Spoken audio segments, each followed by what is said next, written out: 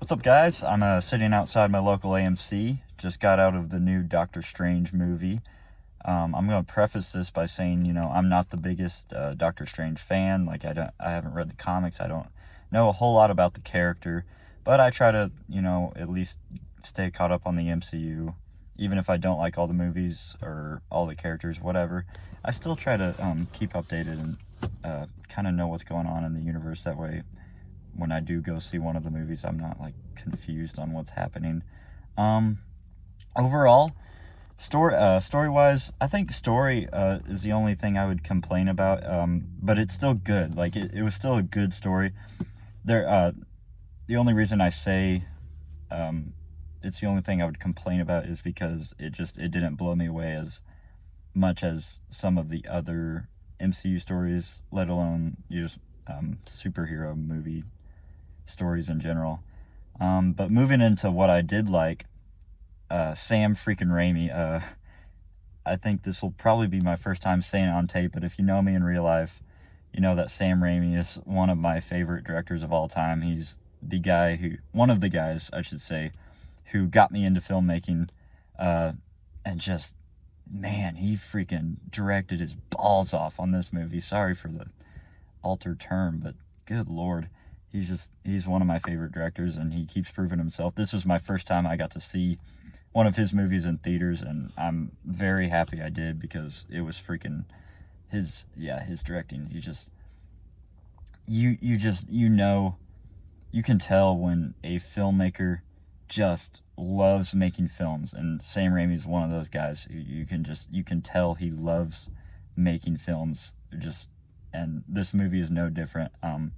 Very glad to see that, the studio, like Marvel or none of those guys, kind of tried to interfere at all. Like, it really did feel like he got to do his work on set. He got to show up on set, do his job without someone looking over his shoulder telling him, no, do it this way. Some of the people in the theater were like, after like 3 or 4 jump scares, I'm not gonna give any spoilers for this movie, by the way. After some of the jump scares, there's some people sitting to my right. If you're gonna, first of all, little bone to pick here. If you're gonna go watch a movie in theaters, shut up and watch the movie. Like, I don't need audio. I didn't pay audio commentary ticket. Just shut up and watch the movie.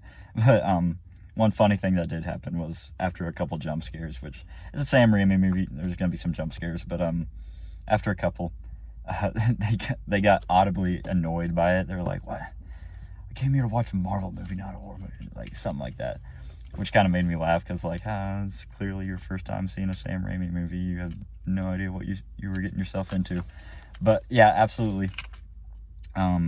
So if you're gonna go see this movie, absolutely go see it for that reason, because Sam Raimi is freaking awesome.